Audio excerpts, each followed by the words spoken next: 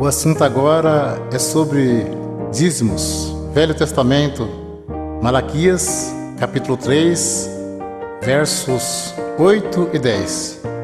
Roubará o homem a Deus? Todavia vós me roubais e dizeis: em que te roubamos? Os dízimos e nas ofertas alçadas.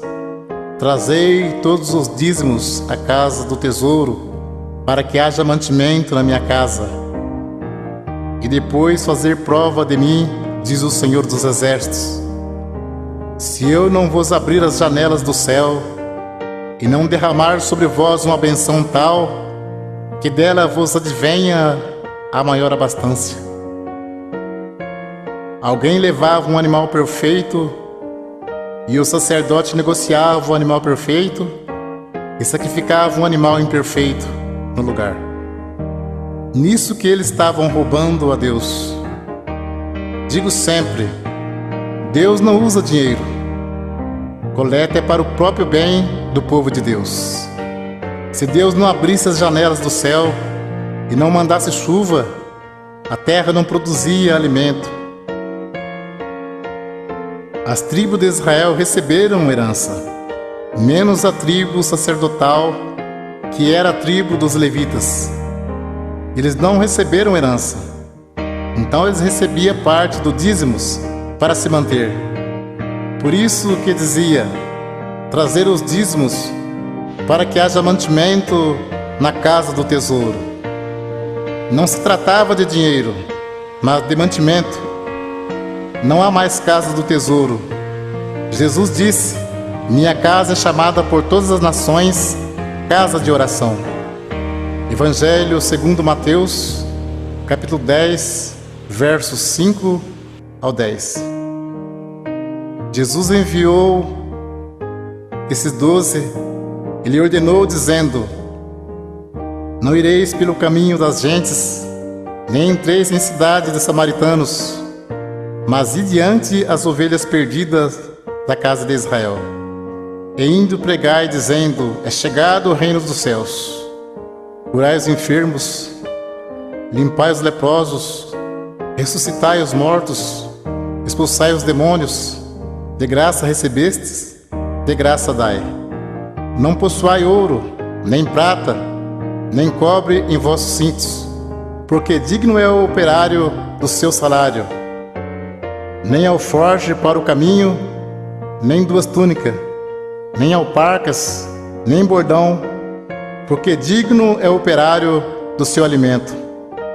Podemos cumprir com alegria a missão de anunciar o Evangelho da graça. Jesus já pagou a nossa salvação com o precioso sangue que ele derramou no duro madeiro da cruz. Enviando o apóstolo disse, de graça recebeste, de graça dai. Não precisa explorar ninguém. A parte material, Deus tudo provê na nossa vida. Jesus Cristo, sendo Filho de Deus, não poderia vir desfazendo a lei de Deus. Tanto é que ele foi circuncidado ao 8º dia, segundo o uso da lei. Foi levado ao templo para ser consagrado, segundo o uso da lei. E cumpriu celebrando a última Páscoa. Então ele cumpriu a lei e trouxe a graça. A lei e os profetas duraram até João. A graça e a verdade vieram por Jesus Cristo. Hebreus capítulo 7, verso 9, 18 e 19. E para assim dizer, por meio de Abraão até Levi, que recebe dízimos, pagou dízimos, porque o precedente mandamento é abrogado por causa da sua fraqueza e inutilidade. Pois a lei nenhuma coisa aperfeiçoou, e desta sorte é introduzida uma melhor esperança, pelo qual chegamos a Deus. Hebreus capítulo 7, versos 12, 13 e 14. Porque mudando-se o sacerdócio, necessariamente se faz também mudança da lei. Porque aquele de quem essas coisas se dizem pertence a outra tribo, da qual ninguém serviu ao altar, visto ser manifesto que nosso Senhor procedeu de Judá, e concernente a esta tribo, nunca Moisés falou de sacerdócio, porque dele assim se testifica: tu és sacerdote eterno, segundo a ordem de Melquisedeque. Jesus procedeu da tribo de Judá e não da tribo de Levi, que era a tribo dos sacerdotes. Então, se muitos espertalhões pregam que tem que pagar dízimo hoje, por que eles não se preocupam em cumprir mais algum mandamento da lei? Porque o assunto deles é só dinheiro. Procura enganar, sendo que dízimos era para que houvesse mantimento na casa do tesouro. Muitos querem tirar proveito para ganhar dinheiro, dizendo: digno é o obreiro do seu salário. Mas isto é mesmo que dizer: digno é o obreiro do seu alimento. O apóstolo Paulo disse em Atos capítulo 20, versos 33 ao 36: de ninguém cobicei a prata, nem o ouro, nem o vestido. Vós mesmos sabeis que para o que me era necessário a mim e aos que estão comigo, essas mãos me serviram. Tenho-vos mostrado em tudo que, trabalhando assim, é necessário auxiliar os enfermos e recordar as palavras do Senhor Jesus, que disse: mais bem-aventurado coisa é dar do que receber. E havendo dito isto, pôs-se de joelhos e orou com todos eles. Mas o assunto viver do Evangelho era alimento, e não receber dízimos. Para você entender mais fácil, os apóstolos poderiam viajar em missão e ficar na casa de alguém não crente e ali se alimentar por alguns dias. E como Deus estava chamando também pessoas pobres, em vez dos apóstolos pedir dinheiro aos novos convertidos, eles os ajudavam. Vamos ler aos Romanos capítulo 15, versos 26 e 27.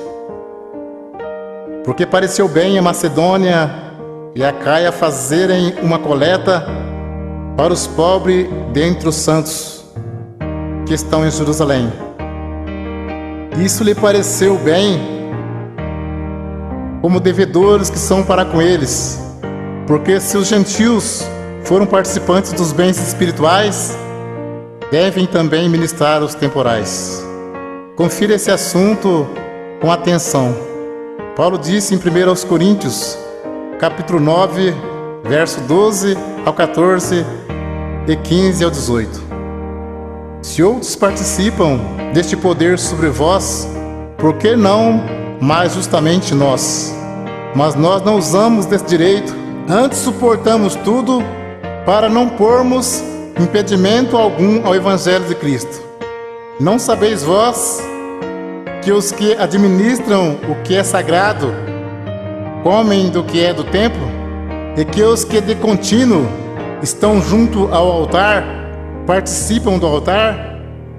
Assim ordenou também o Senhor aos que anunciam o Evangelho que vivam do Evangelho.